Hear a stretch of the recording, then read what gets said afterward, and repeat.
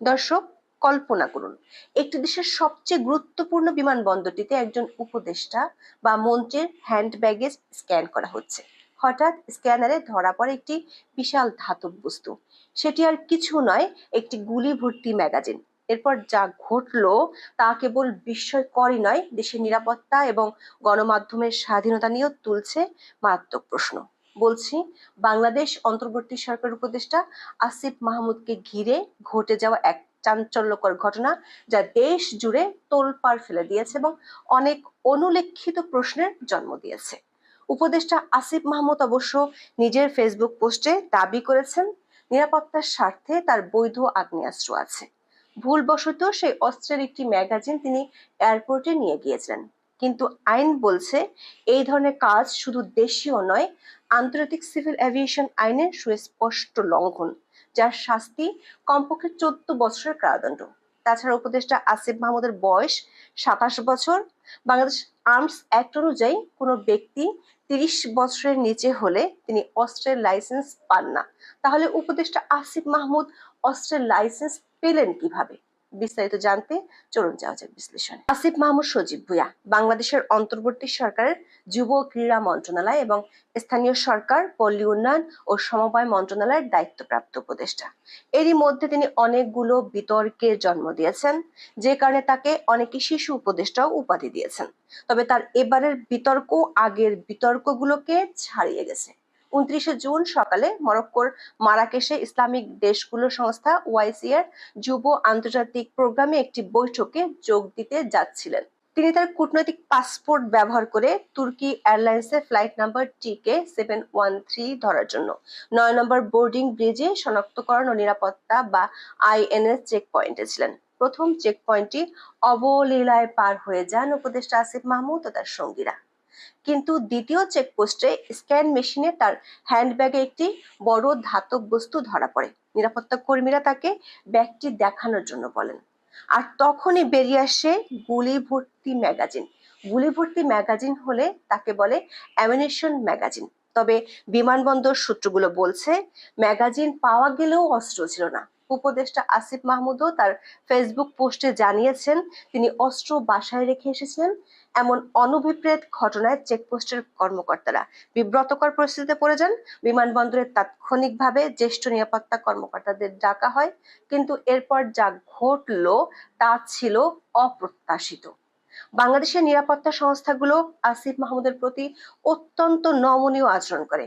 তাকে আটক করা বা জিজ্ঞাসাবাদ করার কোনো চেষ্টা করা হয়নি। উল্টো তাকে তুর্কি এয়ারলাইন্সের ফ্লাইটে উঠতে দেওয়া হয়। এমনকি তার ব্যক্তিগত সচিব মোহাম্মদ আবুল হাসানকে কোনো জিজ্ঞাসাবাদ বা আটক ছাড়াই বিমানবন্দর ত্যাগ করার অনুমতি দেওয়া হয়।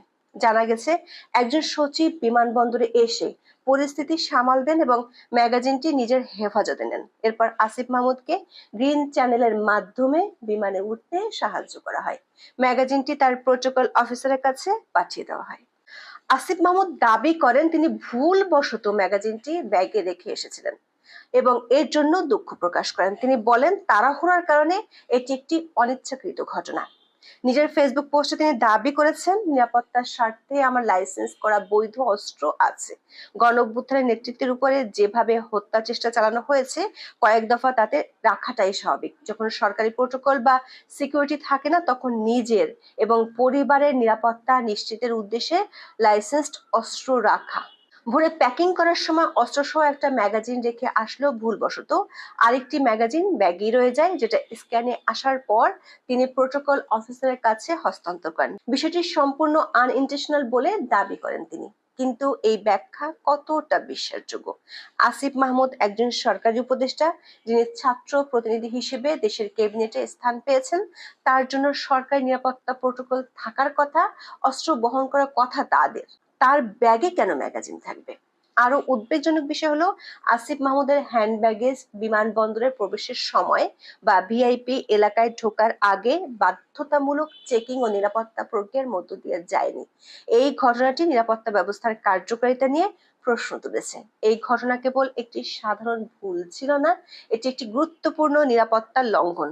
দর্শক, 2019 সালের মার্চে অস্ত্র এবং গুলি ঘোষণা ছাড়া এয়ারপোর্টে নেয়ার জন্য আওয়ামী লীগের 2 জন নেতাকে গ্রেপ্তার করা হয়েছিল।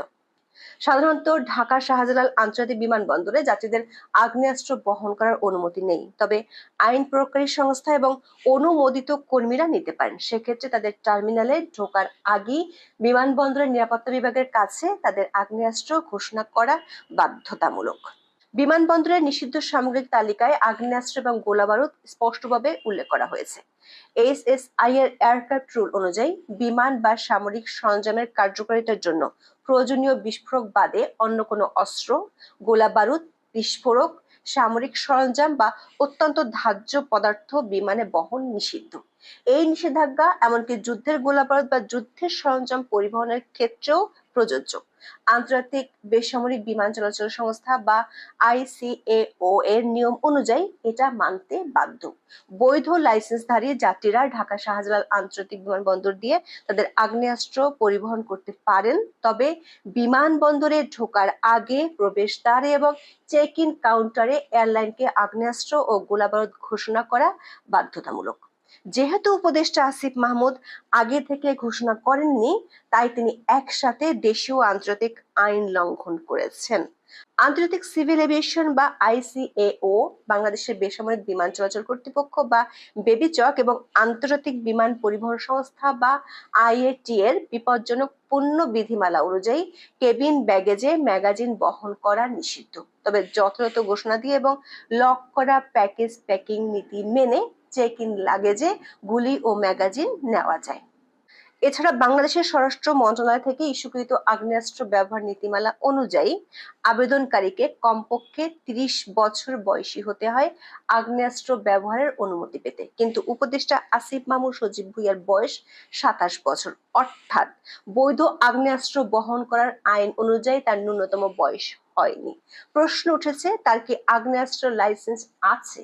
ম্যাগাজিনটি তার দেহরক্ষীর ব্যাগ থেকে নয়, তার নিজের ব্যাগ থেকেই উদ্ধার করা হয়েছিল। তাহলে কি বলা যায় না যে তিনি গুলি বহন করছিলেন?